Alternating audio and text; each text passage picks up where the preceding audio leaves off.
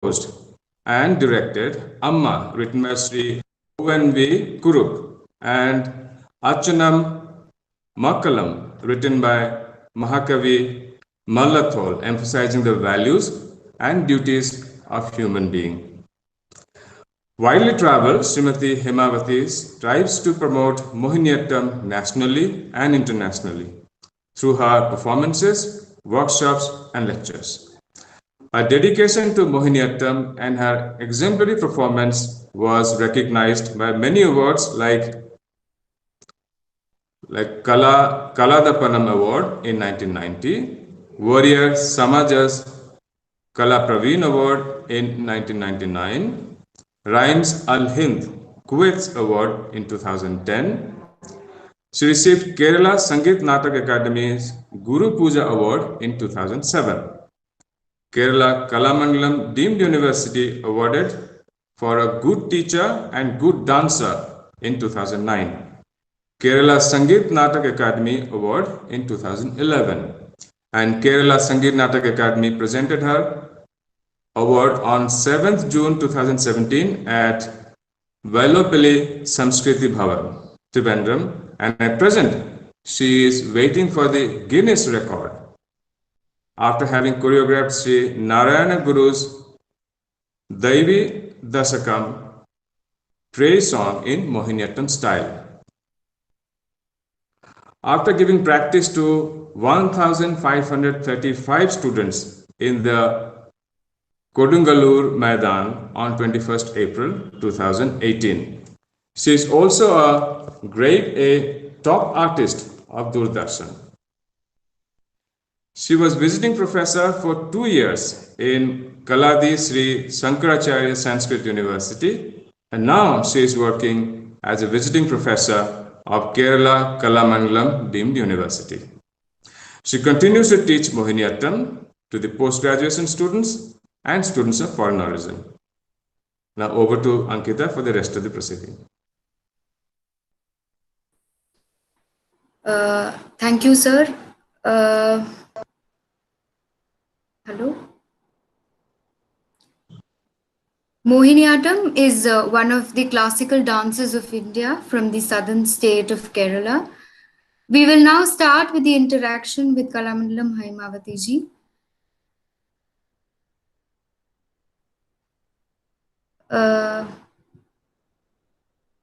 Namaskaram, teacher.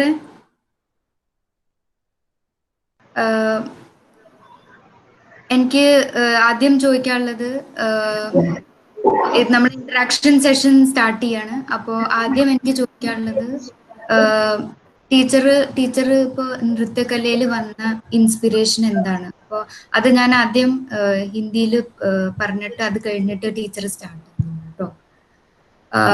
So the question I asked our esteemed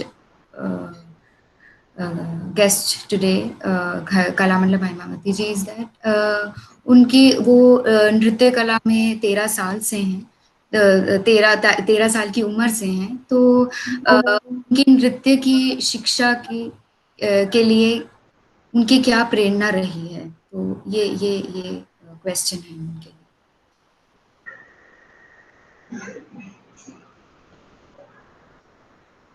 teacher പറഞ്ഞോളൂ. ഞാൻ എന്താണ് വന്നതല്ലേ? അതെ. ഞാന് കലാമണ്ഡലത്തിന്റെ തൊട്ടടുത്ത് ചെറുതുരുത്തിയിൽ തന്നെയായിരുന്നു താമസിച്ചിരുന്നത്. അപ്പോ ഓർമ്മ വെച്ച നാള് മുതല് കലാമണ്ഡലത്തിലെ കലാകാരന്മാരെയും കഥകളിക്കാരെയും പിന്നെ പ്രശസ്തരായ പത്മനാഭൻ നായർ ആശാൻ അല്ലെങ്കിൽ സത്യഭാമ ടീച്ചർ ഇവരെയൊക്കെ ഓർമ്മ വെച്ച നാൾ മുതൽ ഞാൻ കണ്ട് അവരുടെ കലകളൊക്കെ കണ്ടിട്ടുള്ള ഒരാളാണ്. അങ്ങനെ വരുമ്പോ എനിക്ക് എൻ്റെ അച്ഛൻ ഒരു ആയുർവേദ ഡോക്ടറായിരുന്നു. അദ്ദേഹം സംസ്കൃത പണ്ഡിതനാണ്. അപ്പൊ അതുകൊണ്ട് അദ്ദേഹം ഇവരായിട്ട് നല്ല സുഹൃത്ത് ബന്ധമായിരുന്നു. അങ്ങനെ വന്നപ്പോ എന്നെ ആദ്യം ഞാൻ കലാമണ്ഡലം തൃക്കടിയിൽ ചന്ദ്രിയ ടീച്ചർ ഉണ്ട്, അവരുടെ അടുത്ത് എന്നെ 4 വയസ്സ് മുതൽ നൃത്തം പഠിപ്പിക്കാൻ പറ്റും. കാരണം ഇന്നും ഇത് കാണുന്നതാണ് ഞാൻ, കലാമണ്ഡലത്തിന്റെ പ്രോഗ്രാം കാണുന്നു. അങ്ങനെ വളരെയധികം എനിക്ക് കലാമണ്ഡലമായിട്ട് അടുത്തൊരു ബന്ധം എൻ്റെ അച്ഛൻ ഉണ്ടാക്കി തീർത്തിട്ടുണ്ട്. അങ്ങനെ ഞാൻ അതെ 4 വയസ്സ് മുതലേ ആ ടീച്ചറിന്റെ അടുത്ത് പഠിച്ചു തുടങ്ങി. ടീച്ചർ കലാമണ്ഡലത്തിൽ ടീച്ചറായിരുന്നു. അതിനുശേഷം ഞാൻ കഥകളി പഠിക്കാൻ തുടങ്ങി. കലാമണ്ഡലം ശങ്കരനാരായണാശാന്റെ കീഴിലാണ് കഥകളി പഠിച്ചത്. ഒരു 10-12 വയസ്സിലൊക്കെയാണ് എന്റെ വീട്ടിൽ താമസിച്ചായിരുന്നു പഠിപ്പിച്ചിരുന്നത്. അത് കഴിഞ്ഞിട്ട് പിന്നെ 12 വയസ്സായാലും ഞാൻ കലാമണ്ഡലത്തിലാണ് ഞാൻ എന്റെ അനിയത്തി കൂടിയിട്ട് കഥകളി ചെയ്തു. അത് പത്മനാഭൻ നായരാജനും കലാമണ്ഡലം നീലകണ്ഠൻ ആശാനും ഒക്കെയാണ് അതിന് വളരെയധികം ഹെൽപ്പ് ചെയ്തിരിക്കുന്നത്. പത്മനാഭരാജനാണ് എനിക്ക് വീണ്ടും അത് സ്റ്റേജിൽ കളിക്കാൻ വേണ്ടി ഒന്നുകൂടെ ഭംഗിയാക്കി തന്നിരിക്കുന്നത്.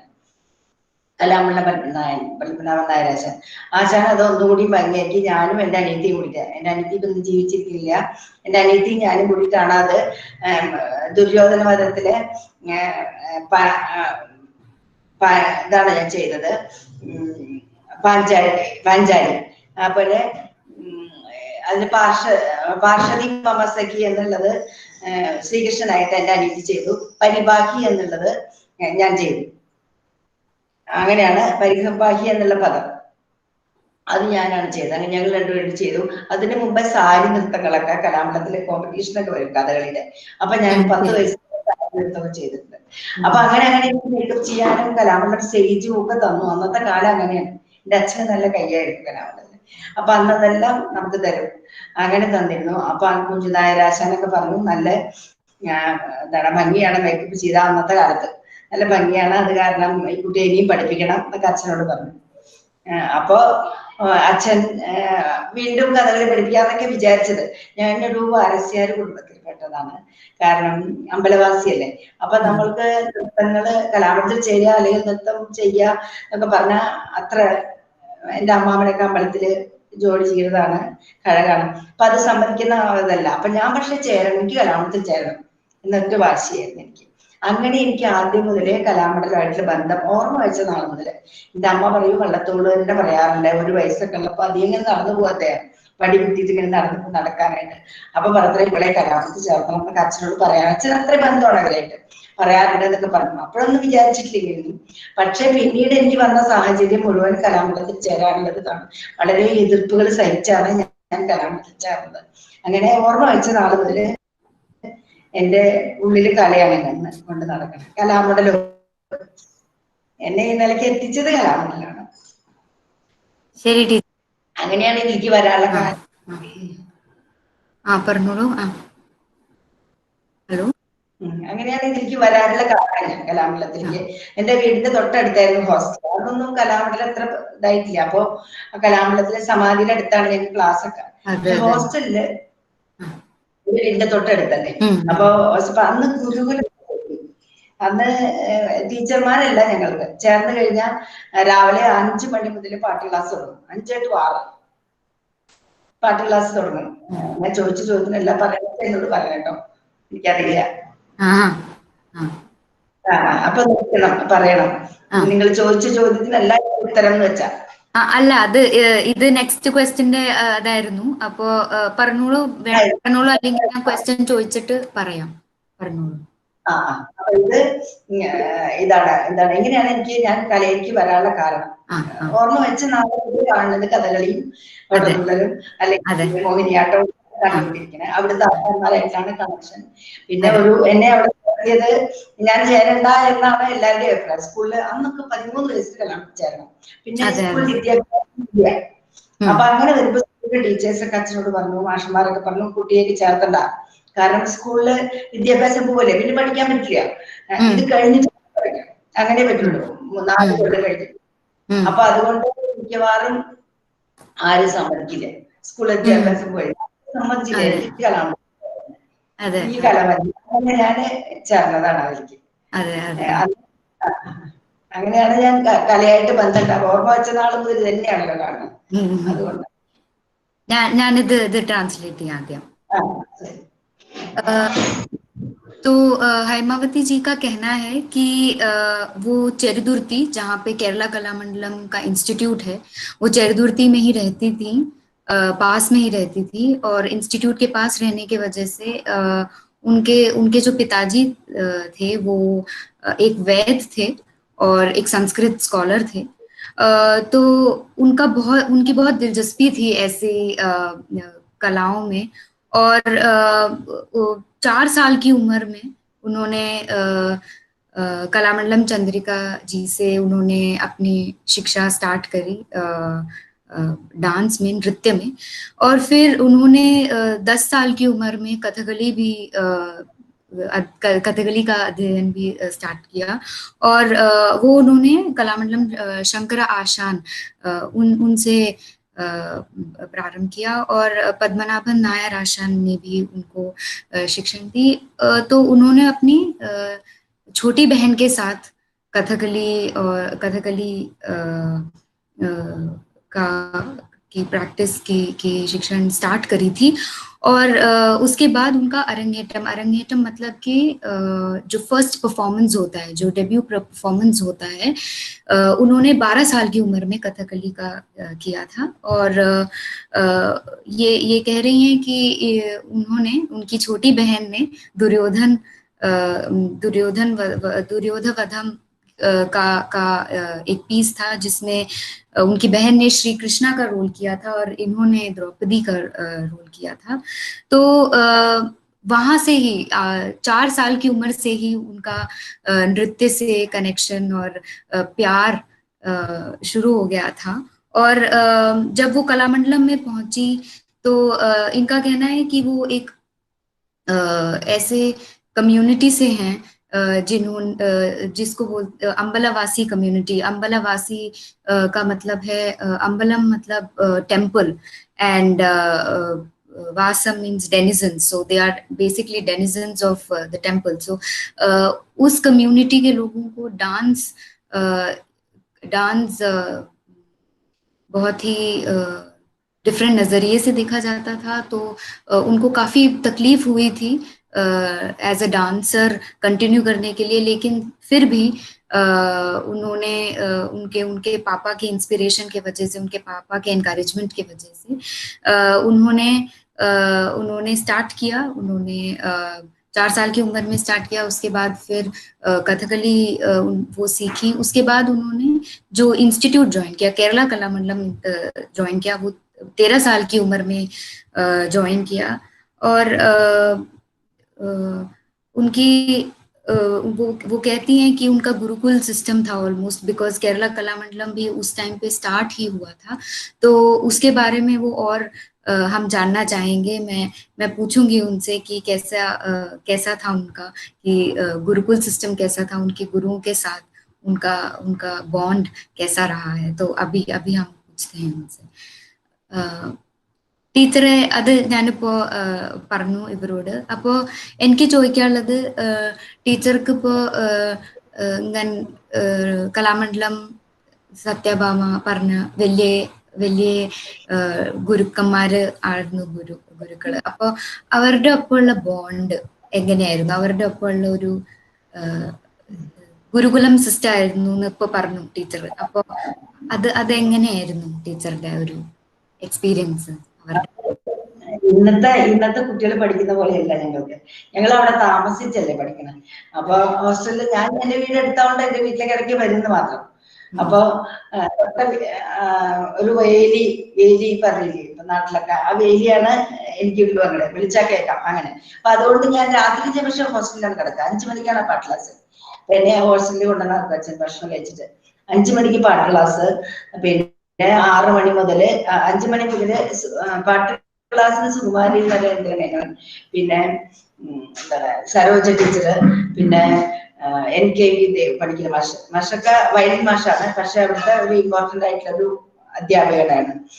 ഇത്ര ആൾക്കാരുണ്ട്. ഇവരൊക്കെയും പാട്ട് ക്ലാസ് മാറി എടുത്ത് 5 മുതൽ 6 വരെ സാധകമാണ്, പാട്ടിന്റെ സാധകം. അത് കഴിഞ്ഞാൽ പിന്നെ 6 മണി മുതൽ 7 വരെ ഞങ്ങൾ കുറച്ച് എന്തെങ്കിലും കട്ടക്കാപ്പി കുടിക്കാൻ അങ്ങനത്തെ ഞങ്ങള് മാറി നിൽക്കും. അത് കഴിഞ്ഞിട്ട് പിന്നെ 7 മുതൽ 8 വരെ മെയ് സാധനമാണ്, എക്സസൈസ് ആണ്.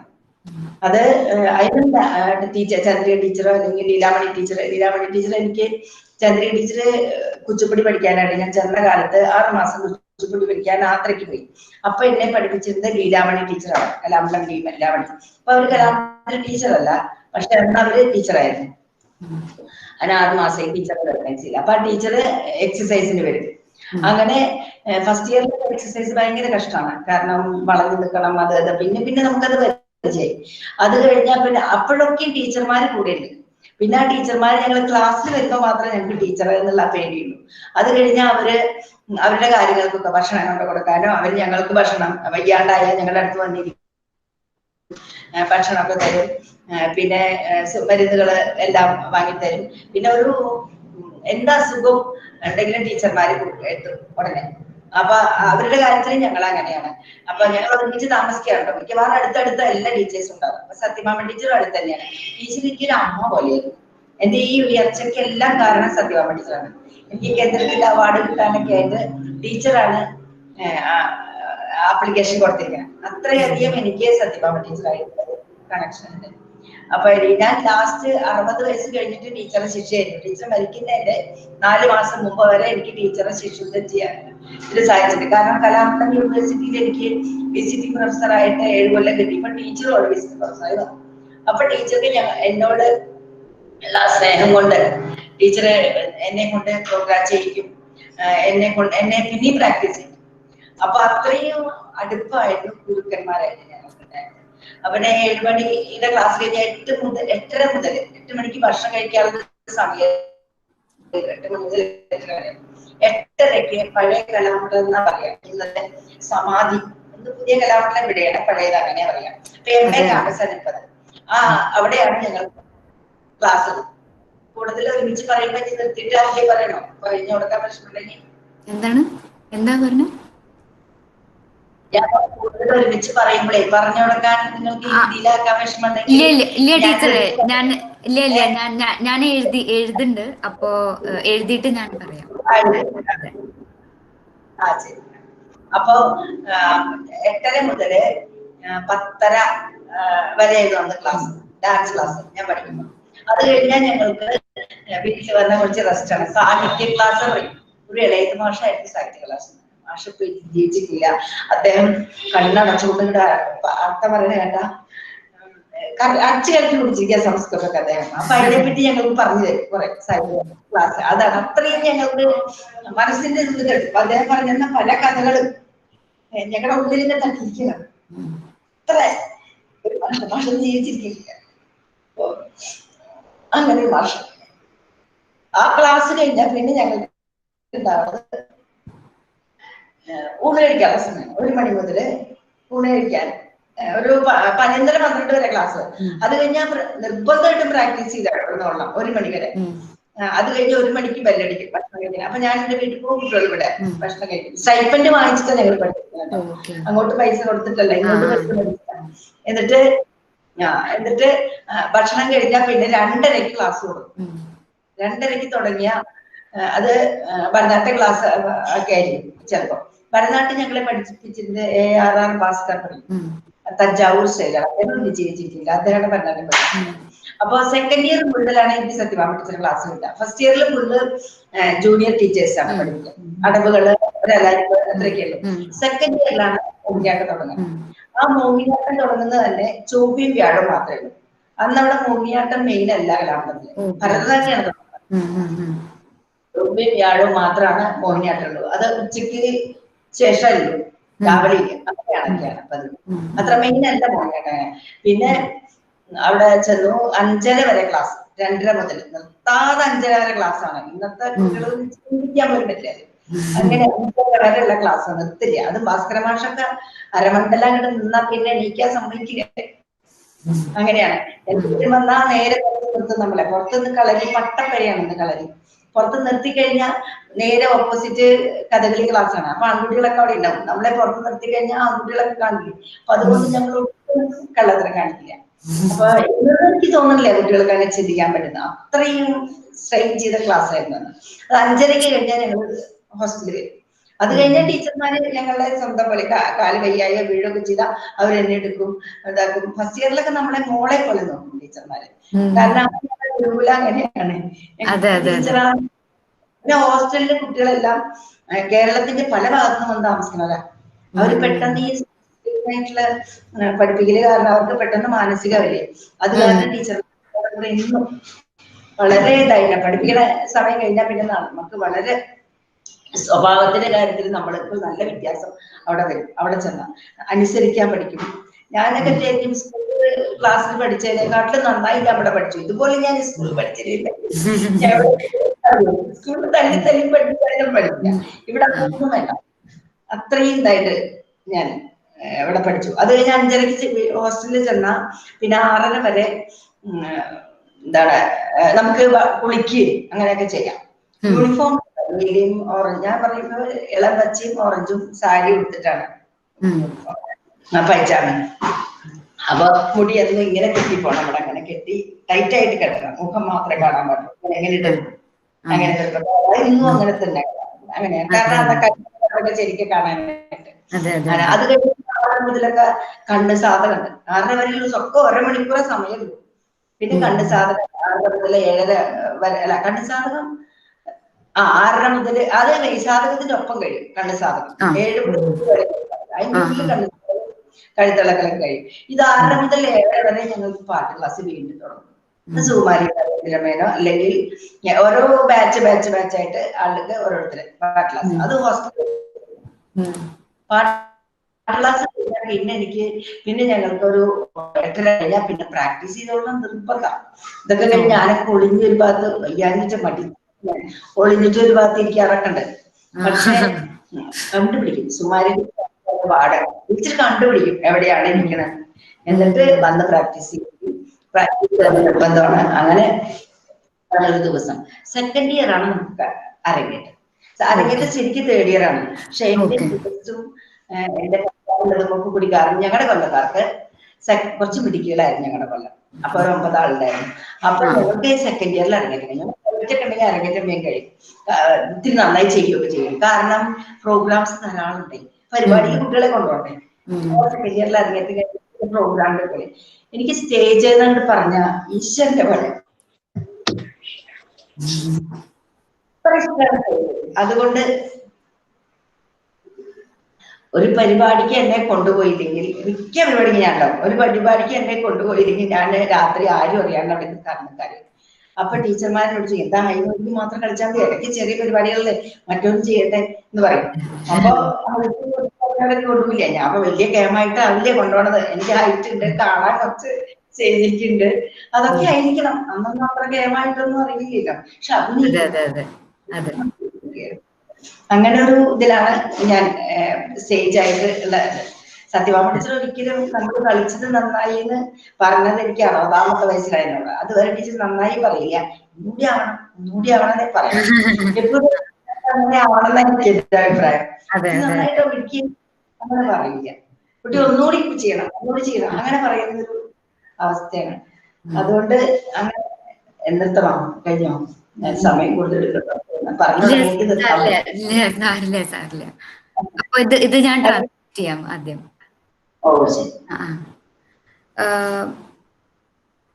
तो ये अपनी कलामंडलम की गुरुकुलम की हमें बता रही थी, एक्सप्लेन कर रही थी. और ये इन्होंने कहा कि जब इन्होंने 13 साल की उम्र में स्टार्ट किया तो बहुत जगहों से बच्चे आते थे. केरला के विभिन्न जगहों से कलामंडलम में डांस सीखने के लिए आते थे.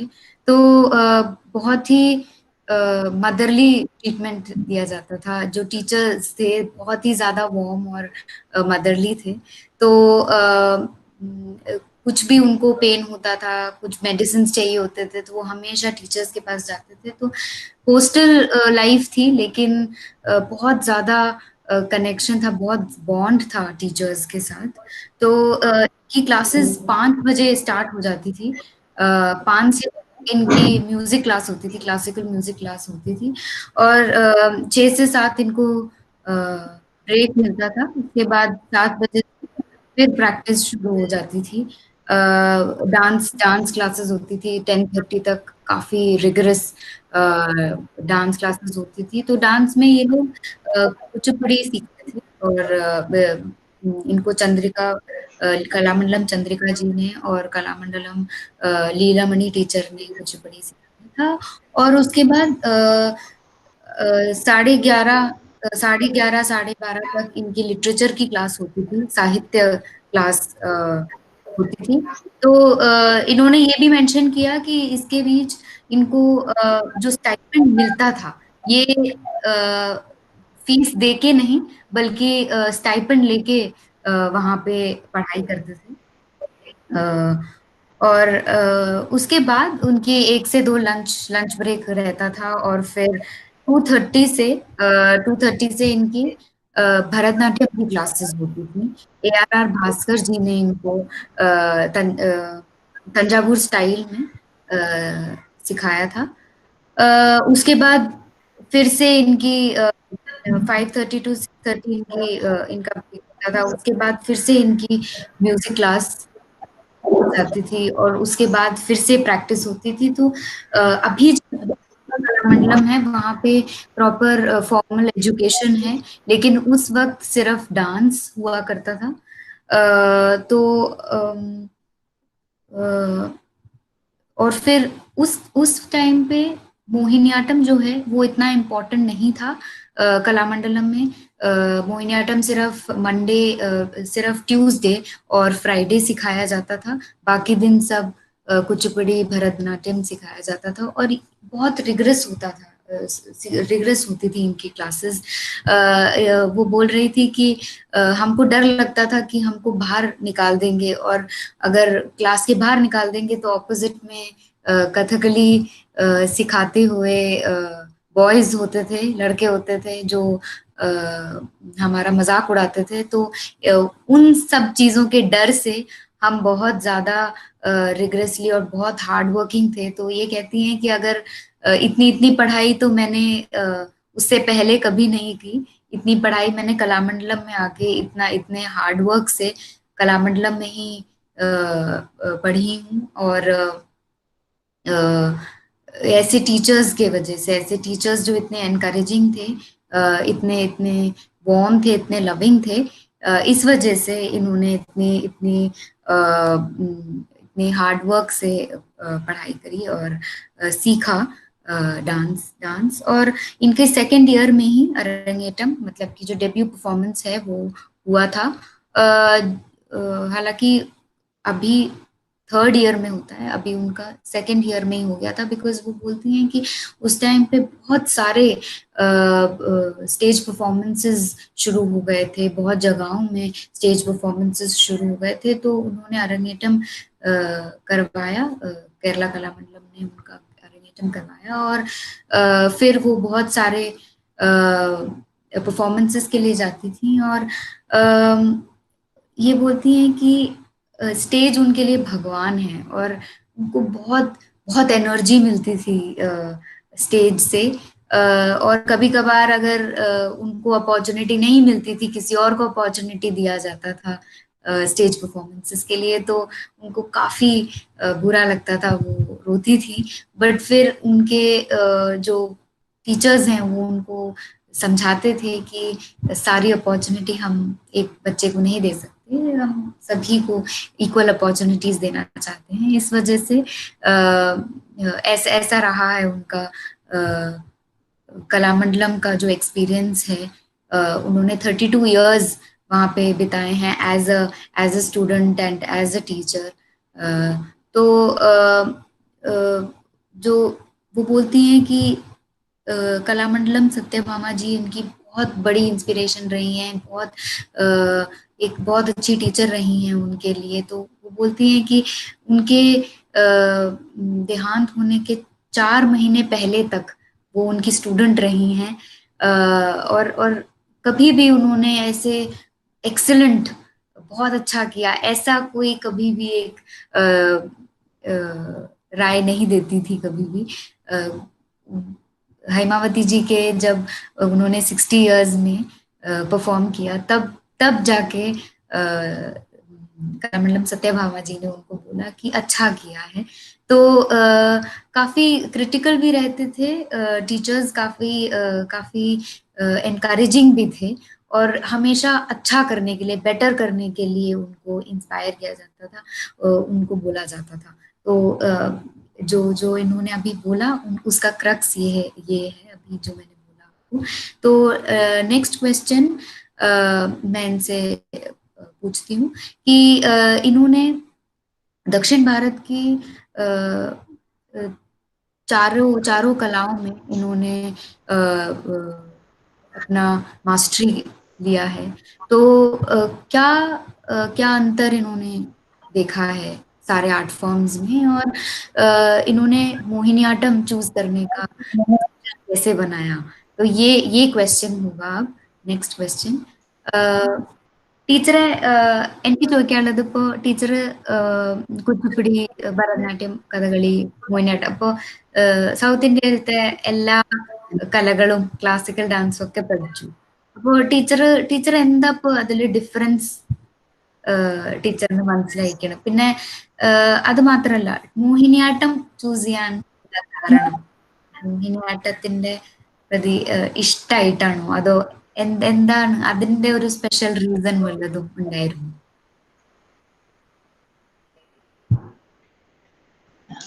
അത് പറയുമ്പോൾ എനിക്ക് ആദ്യം പറയാനുള്ളത് എന്താ വെച്ചാൽ, കേരളീയ കലയാണല്ലോ, ലാസ്യ കലയാണ് മോഹിനിയാട്ടം. അപ്പോ അതിന്റെ അഭിനയമായിട്ട് എന്റെ മുഖത്തിൽ ചേരുമെന്ന് എന്റെ ടീച്ചർ പലരോടും പറഞ്ഞതായിട്ടും എനിക്കറിയാം. ഞാൻ കേട്ടിട്ടുണ്ട്, എന്നോട് പറഞ്ഞിട്ടില്ല. എന്റെ ടീച്ചർ പറയണ്ടേ അഭിനയ കല, ഞാൻ പറഞ്ഞ ഒരു വാരസ്യാല കുടുംബത്തിലത്തെയാണ് ഞാൻ, അങ്ങനെ ഒരു ഇത് പറഞ്ഞില്ലേ. അപ്പൊ എനിക്ക് വല്ലാത്ത ഒരു, എന്റെ ഈ സംസാരത്തിൽ മനസ്സിലാവുണ്ടോ, വല്ലാത്തൊരു കേരളീയത ഉണ്ട് എനിക്ക്. അതിന്ന് എന്നെ ലാസ്യത്തിന് നല്ലോണം, അഭിനയത്തിന് നല്ല വ്യത്യാസമുണ്ട് ഇതിന്റെയൊക്കെ. അപ്പൊ ഭരതനാട്യം അഭിനയാണെങ്കിൽ അതിന് ഞാൻ ചെയ്യണോ വേണമെങ്കിൽ, ഭരതനാട്യ അഭിനയങ്ങളിലും കാണാൻ പ്രാധാന്യം മോഹിനിയാട്ടത്തില്. അഭിനയത്തിന് ഭരതനാട്യമാണെങ്കിൽ മാറിക്കൊണ്ടിരിക്കും അഭിനയം. മോഹിനിയാട്ടമാണെങ്കിൽ അതല്ല, അതിനൊരു ഒരു അവതരിപ്പിക്കുന്നതിന് ഇപ്പൊ ഭരതനാട്യത്തിൽ ഇപ്പൊ ഒരു ആള് ഒരു ഹസ്ബൻഡ് വൈഫിനോട്, അല്ല വൈഫ് ഹസ്ബൻഡിനോട് ബഹളം വെക്കുക, അന്യ സ്ത്രീയുടെ അടുത്ത് പോയി വന്നിട്ട് ബഹളം വെക്കുക. അങ്ങനത്തെ വൈഫ് വരുമ്പോ, ഖണ്ഡിത നായിക വരുമ്പോ അവര് ഭയങ്കര ദേഷ്യാണ് ഉണ്ടാവുക.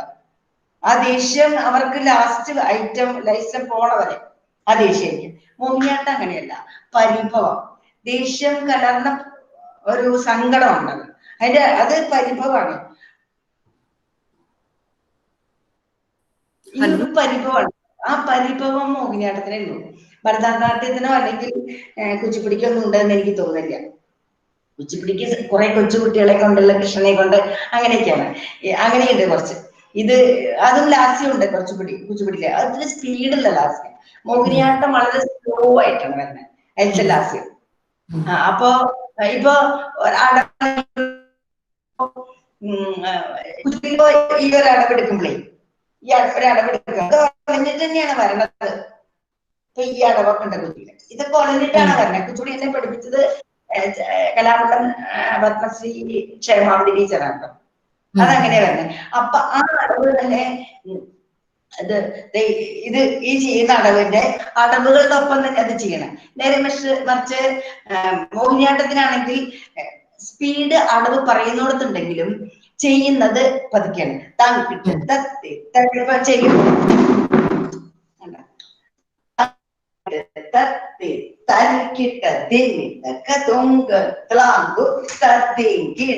അപ്പൊ എത്ര പറഞ്ഞു നമ്മള്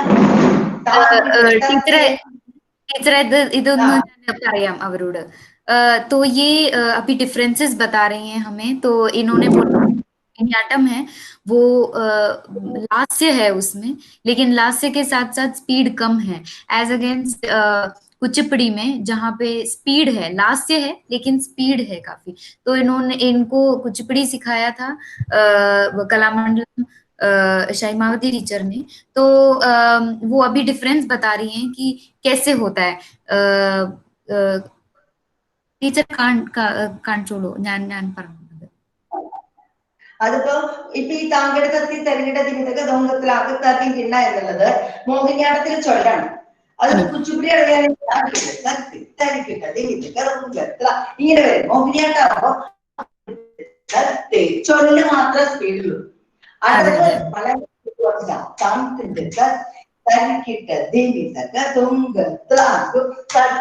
ഇങ്ങനെയാണ് അടവ്. ഇപ്പൊ ഓരോന്നിനും വരുന്നത് എന്താണ്, ഓരോ ചൊല്ലിനും നമ്മൾ ചെയ്യുന്നത്. മോഹിനിയാട്ടത്തിലാണെങ്കിൽ ത ദത്ത തെയ് ദാത്ത തെയ് തി ദാത്ത തെയ് ത. എത്ര ചൊല്ലേന്റെ ഇടയിൽ വന്നു, പക്ഷെ നമ്മൾ ചെയ്യുന്ന ആദ്യ സ്പീഡില്ല. ദത്ത തെയ് തെയ് ദാത്ത തെയ് ത ദത്ത ദാ ദത്ത തെയ് ദാത്ത തെയ് അതാണ്. ഭരതനാട്യായാലും കുച്ചിപ്പുടി ആയാലും സ്പീഡ് ഉണ്ട്. മോഹിനിയാട്ടത്തിന് ആ സ്പീഡ് വരില്ല, പറയുന്ന ചൊല്ലിന് സ്പീഡ് ഉണ്ടെങ്കിലും നമ്മൾ അതിനെ സ്പീഡില്ല, കാലും ശരീരവും ചെയ്യണം. അതാണ്. तो ये कहना चाहती हैं कि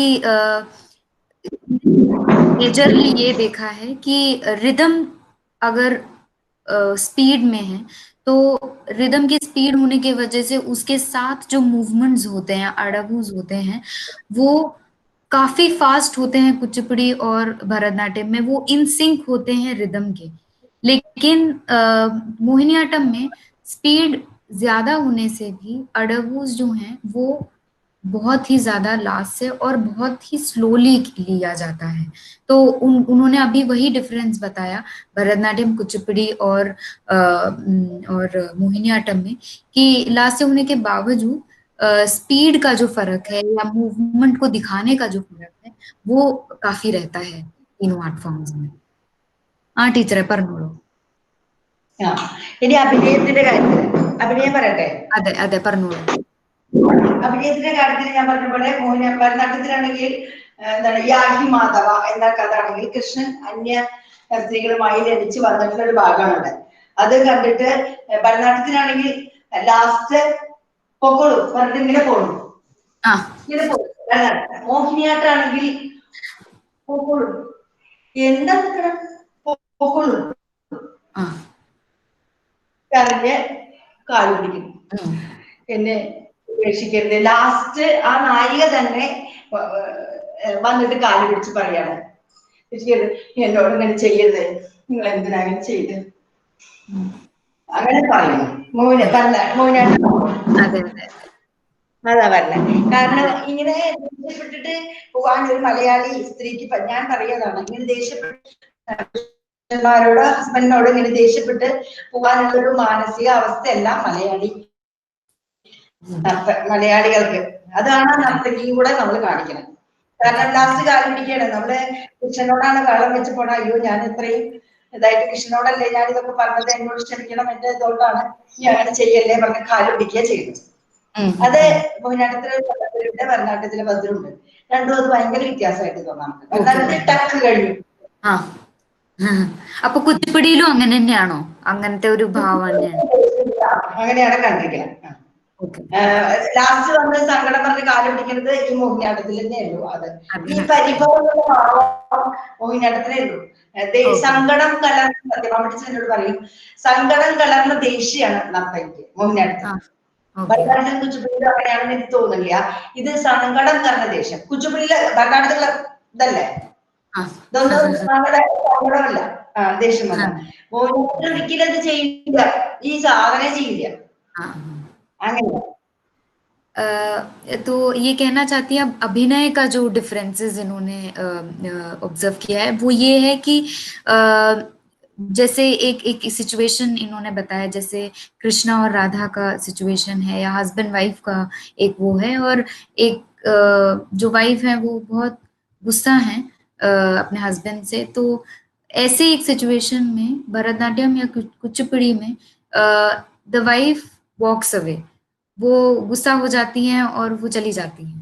लेकिन मोहिनीअट्टम में ये बोलती हैं कि ऐसा नहीं होता है, वो गुस्सा रहती हैं, जो फीमेल कैरेक्टर हैं वो गुस्सा रहती हैं, लेकिन उसमें वो बोलती हैं कि गुस्से के साथ साथ उनको दुख है। तो वो towards the end of the music, towards the end of the song, वो बोलती हैं कि आपने ऐसा क्यों किया, आप वापस आ जाइए। वो एक difference of expression of emotions रहता है भरतनाट्यम कुचिपुड़ी में और मोहिनीअट्टम में। तो मोहिनीअट्टम जो है उसमें वो गुस्सा भी दिखाएंगे और उसके साथ साथ दुख भी दिखाएंगे कि जो मेल कैरेक्टर है उन्होंने ऐसा क्यों किया, और वही टुवर्ड्स द एंड उन्होंने हमको समझाया कि भरतनाट्यम में बहुत ही ऐसे जो कैरेक्टर हैं वो गुस्सा करती हैं और चली जाती हैं, लेकिन जो मोहिनीअट्टम का कैरेक्टर है वो गुस्सा भी रहती हैं और अपना वो दुख भी अपना जताती हैं। परनोलो टीचर है।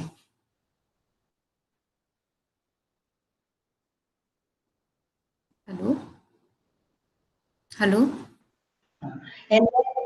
എന്താണ് രണ്ട് ശിഷ്യത്തികളെ ഇവിടെ കൊണ്ടുവന്നിട്ടുണ്ട്. ഞാൻ പറഞ്ഞില്ലേ അതെ ഒന്ന് അവര് എനിക്ക് മുഴുമണ്ഡലം ഇരിക്കാൻ പറ്റാത്തതുകൊണ്ട് കലാമണ്ഡലം ശൈലിയിൽ എങ്ങനെയാണ് മുഴുമണ്ഡലം എന്നതാണ് ഞാൻ മുഴുമണ്ഡലം ഇരിക്കാൻ പറ്റില്ല. അതിന് പല ശൈലിയിൽ പല വ്യത്യാസങ്ങളാണ്. പക്ഷെ സത്യഭാമ ടീച്ചർ പറഞ്ഞ തറവാടിത്തുള്ള ഒരു മോഹിനിയാട്ടാണ് കലാമണ്ഡലത്തിൽ.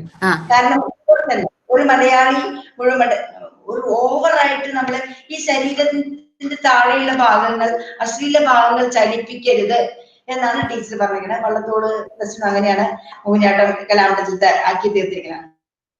ശരീരഭാഗങ്ങൾ അശ്ലീല ഭാഗങ്ങൾ ചലിക്കരുതെന്നാണ്.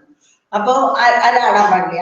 അതുപോലെ മുഴുവണ്ണിൽ ഇരിക്കുമ്പോൾ നമ്മൾ ഒരുപാട് കാലകത്തി വെച്ച് അങ്ങനെ നമ്മൾ ഇരിക്കില്ല. ഒരു ഒതുക്കം, എല്ലാത്തിനും ഒരു ഒതുക്കം.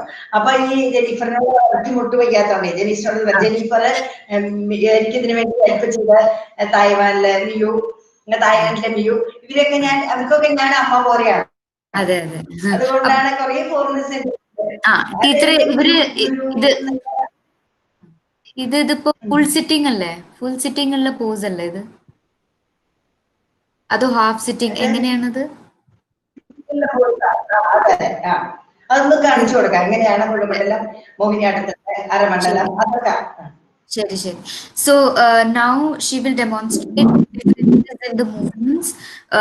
So there are her students here, Jennifer from Taiwan and Miu from Thailand, and they would be showing the differences in the movements. തുടങ്ങിക്കോളൂ ടീച്ചറെ. ഇത് മോഹിനിയാട്ടത്തിന്റെ നിലയാണ് കലാമണ്ഡലത്തിന്. വൈഷ്ണവ നിലയാണ് കലാമണ്ഡലം. ഇത് ഈ കോർണറാണ്, രണ്ട് കോർണറിലേക്ക് വരും ഇത്. അതല്ലാണ്ട് രണ്ട് സൈഡിലേക്ക് ഭരതനാട്യത്തിലൊക്കെ ചെയ്യും, രണ്ട് സൈഡ് വരില്ല, രണ്ട് കോർണറാണ് വരുന്നത്. വൈഷ്ണവ നില. When there is in the Mohiniyattam corners में इम्पोर्टेंस दिया जाता है. वो जो फुल सिटिंग है उसमें लेग्स कॉर्नर में की गई हैं अभी. ടീച്ചറെ പറഞ്ഞോളൂ.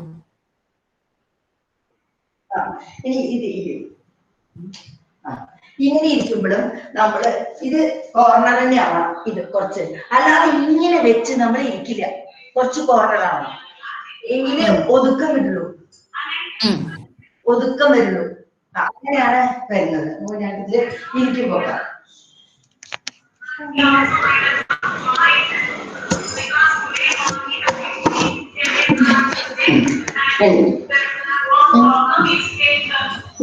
അങ്ങനെ വരുന്നത്.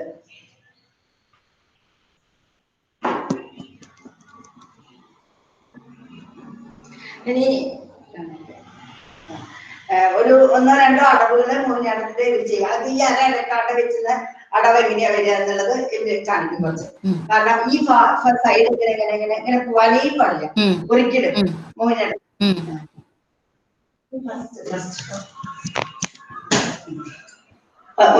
ഇത് കുമ്പിടലാണ് മോഹിനിയാട്ടത്തിൽ. തട്ടിക്കുമ്പിടൽ ആദ്യം കാണിക്കാം.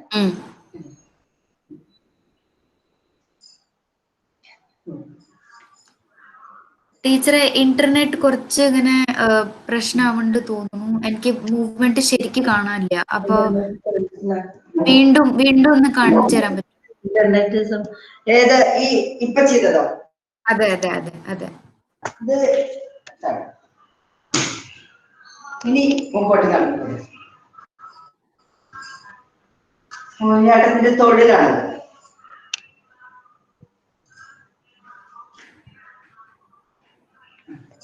ഫസ്റ്റ് അടവ്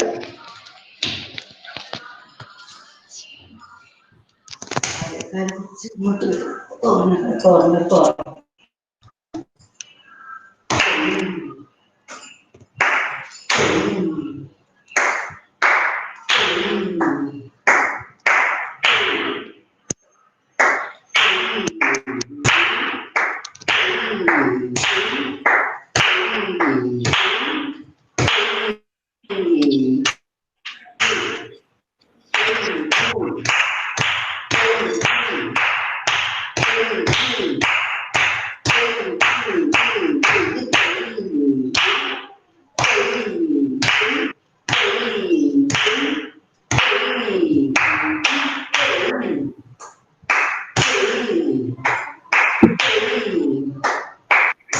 ടീച്ചറെ ഇന്റർനെറ്റിന് പ്രശ്നമുണ്ടോ? ഇന്റർനെറ്റില് പ്രശ്നമുണ്ടോ? എന്താ വെച്ചാ ഒട്ടും ക്ലിയർ അല്ല. ഒട്ടും ക്ലിയർ അല്ല. No, here no. You talk. Will you talk? It's not any problem. No any problem here. But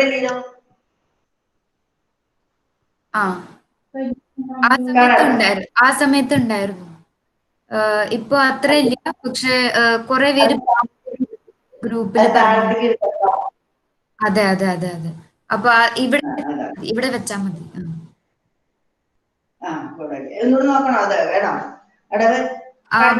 അതെ, എന്താ വെച്ചാല് ഭയങ്കര ഡിസ്റ്റർബൻസ് ഉണ്ട്.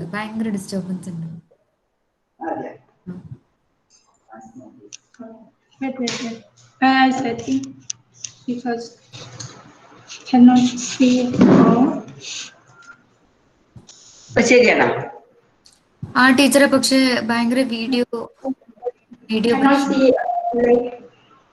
പ്രശ്നമല്ല. അതെ അതെ അതെ. സാരില്ല ടീച്ചർ, ഞാൻ അവരോട് ഈ കാര്യം സൂചിപ്പിക്കാം. ട്രാൻസ്ലേറ്റ് ചെയ്യാം സാരില്ല. Okay, we do some setting. Wait. Yes. तो अभी जो आपने देखा वो हाफ सेटिंग और फुल सेटिंग का मूवमेंट्स था, और वो ये कहती हैं कि जो लास्ट से में मोहिनीअट्टम के लास्ट से में जो लोअर बॉडी वो काफी कंट्रोल्ड मूवमेंट्स होता है एज अगेंस्ट भरतनाट्यम और कुचिपुड़ी में.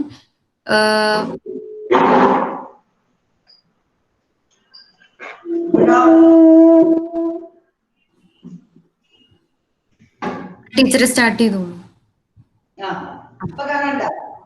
കാണുന്നുണ്ട്.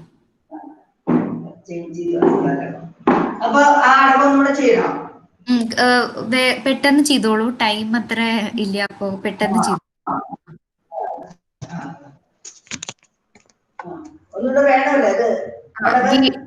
വീഡിയോ കാണാല്ലേ കേട്ടോ ടീച്ചറെ, വീഡിയോ കാണാൻ. അപ്പൊ കാണാൻ. പെട്ടെന്ന് ചെയ്തോളൂ.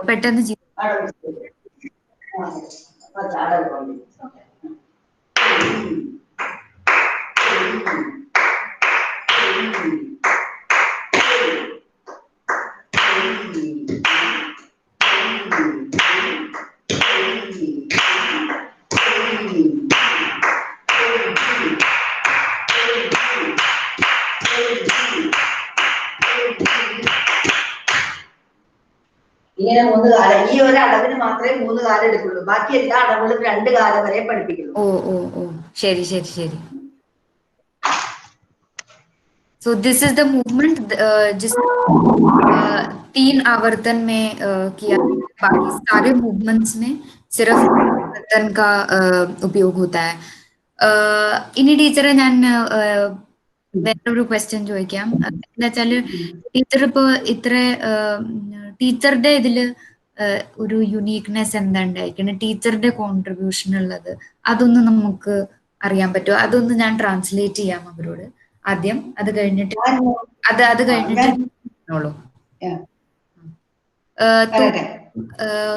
मैं ये पूछना चाहूंगी अगला सवाल कि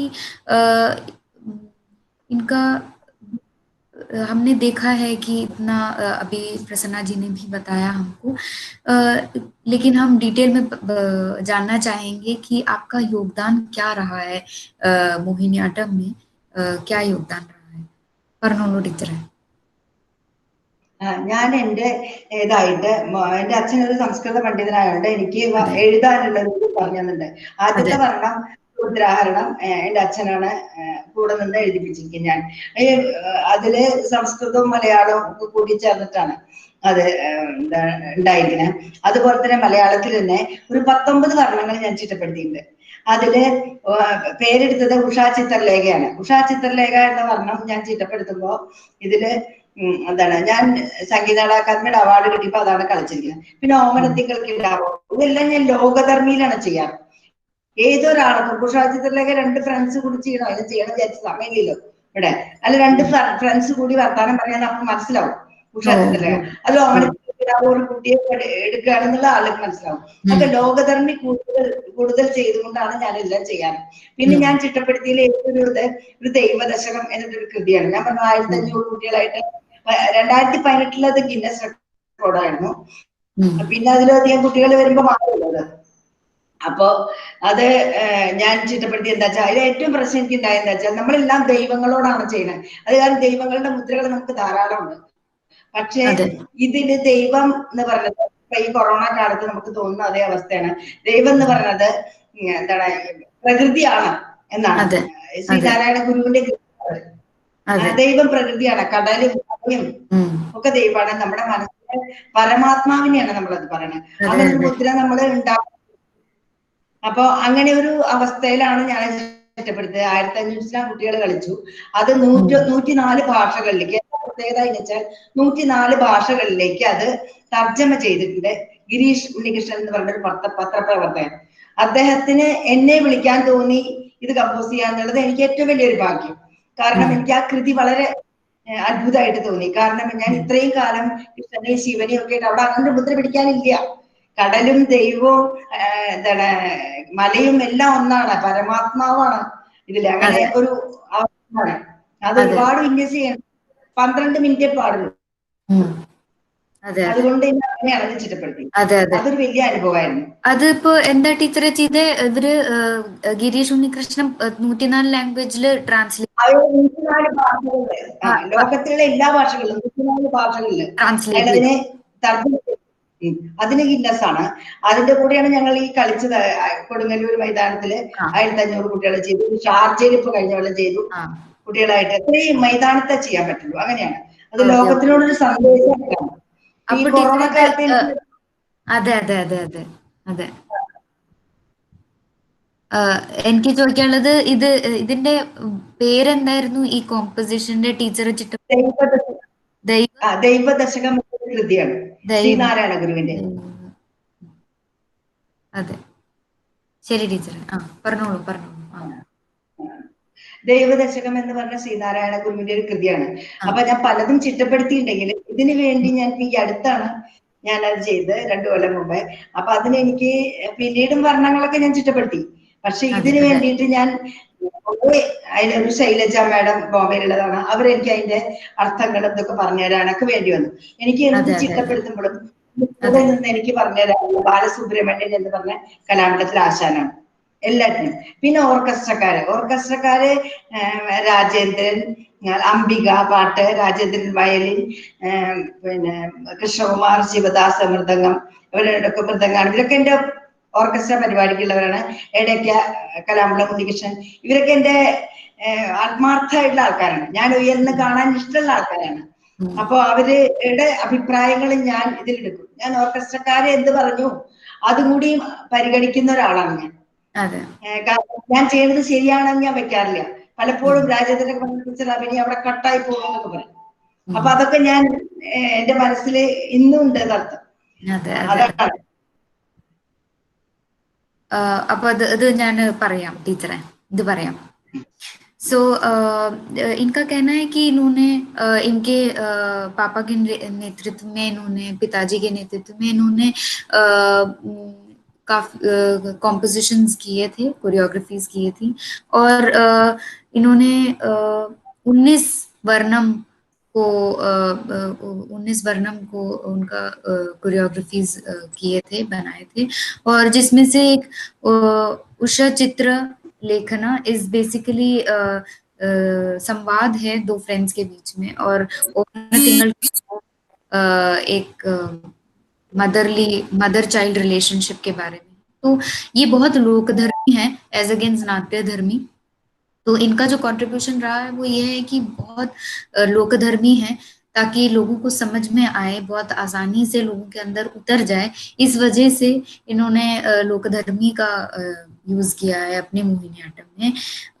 और एक बहुत बड़ी कंट्रीब्यूशन ये रही है कि इन्होंने बोला कि कोरोना के टाइम पे, ऐसे टाइम पे जहाँ पे nature has become very important.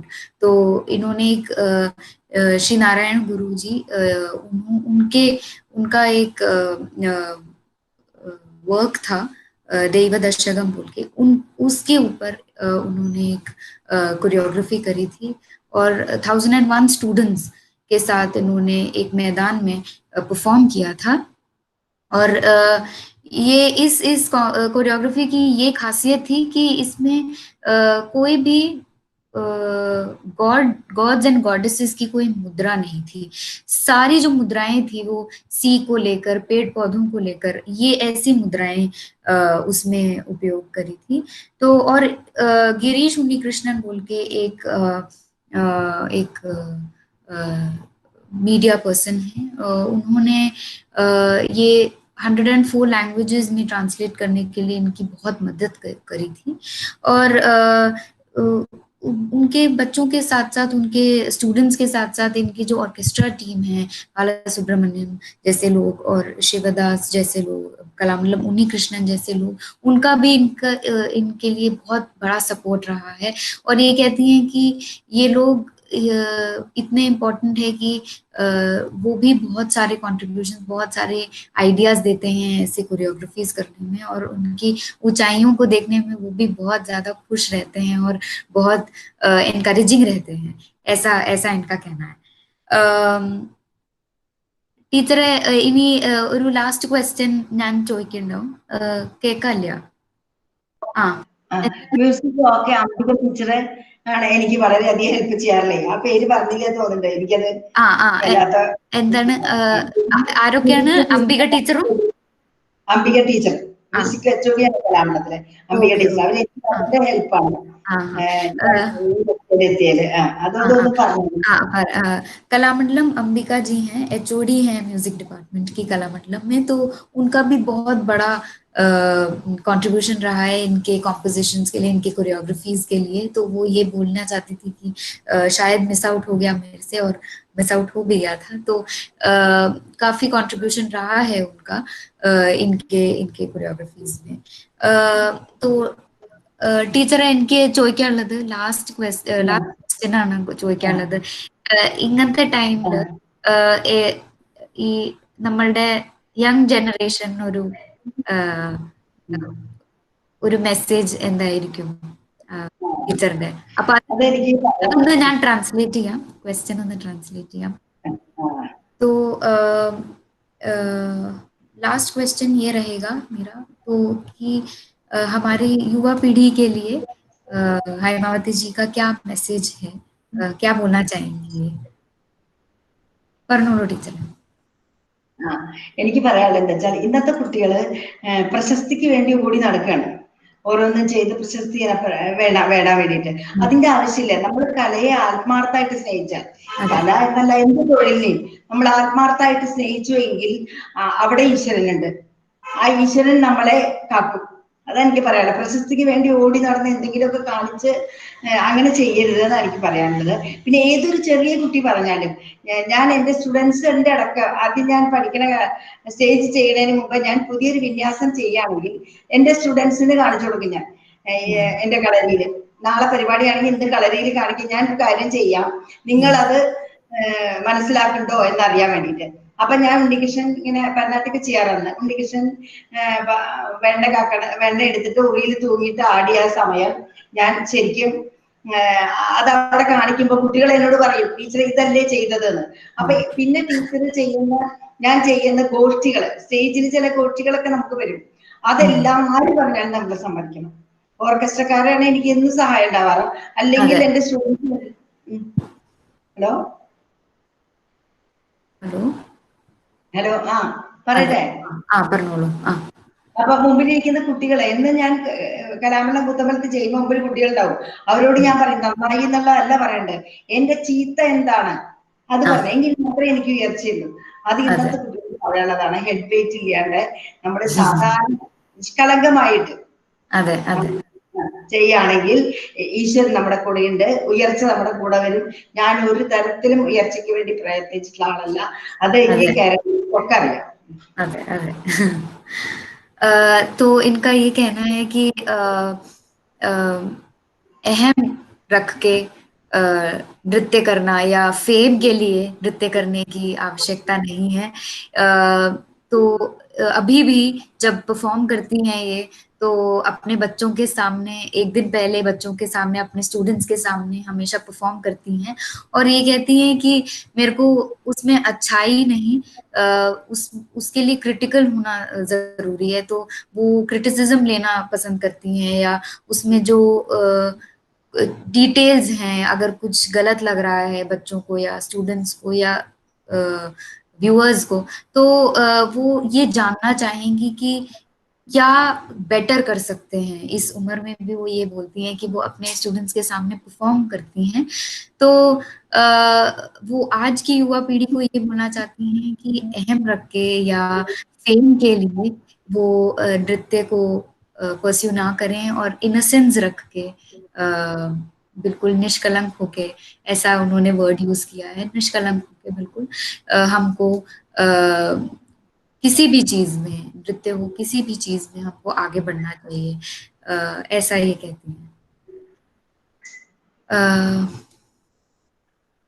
Sir, should we wrap up? Prasanna sir?